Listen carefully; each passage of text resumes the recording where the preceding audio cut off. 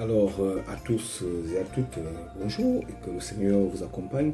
Recevez cette parole ce matin. Maintenant, donc ces trois choses demeurent. La foi, l'espérance et la charité. Mais la plus grande de ces choses, c'est la charité. Seigneur, ce matin, je te demande de nous accorder la grâce de Seigneur d'avoir la charité en nous et que l'amour de Dieu qui supporte toute intelligence garde nos cœurs, nos pensées en Christ.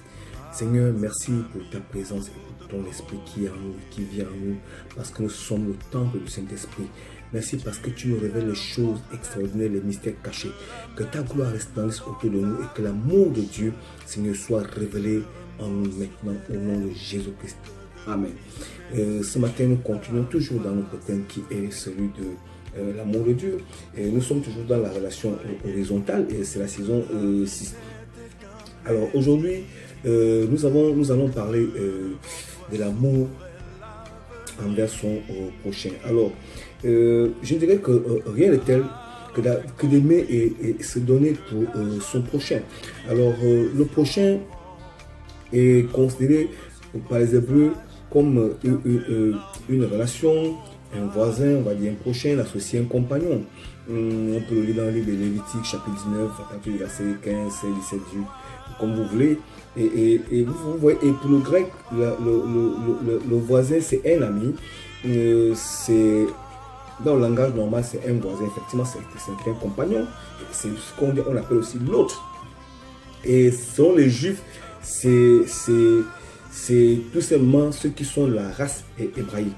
Alors, quel est le prochain en Christ? Selon Christ, le prochain, c'est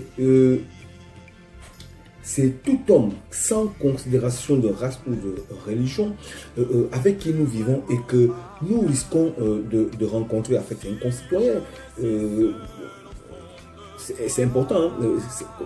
Le grec appelle ça pression. Alors, nous réalisons par là que l'amour est profond et il n'y a aucune barrière car il est impossible qu'ayant Christ en nous, nous puissions manifester l'un des éléments du fruit de l'esprit qui est l'amour. Vous savez que le fruit de l'esprit c'est l'amour, la joie, la paix et tout ce qui suit.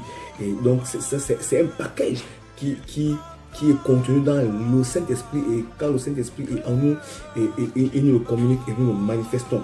Alors comment le monde pourra alors nous identifier? Parce que nous sommes dans le monde mais nous ne sommes pas du monde. Et qu'est-ce qu'on peut alors apporter au monde si ce n'est comment dire, leur communiquer le précieux trésor que Dieu nous a communiqué, c'est l'amour.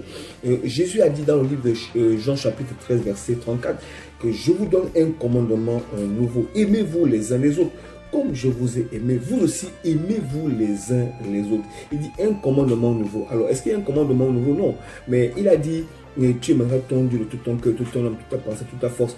Voici le commandement qui lui ressemble. Tu aimeras ton prochain comme toi-même. Et de ces deux commandements dépendent la loi et les prophètes. Vous voyez, et toutes ces paroles sont contenues dans aimez-vous les uns les autres. Alors, on entend bien par commandement nouveau.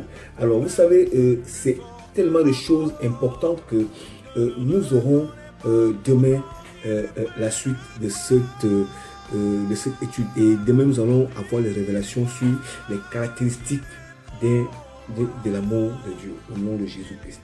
Amen. Soyez bénis. Amen. Et oui.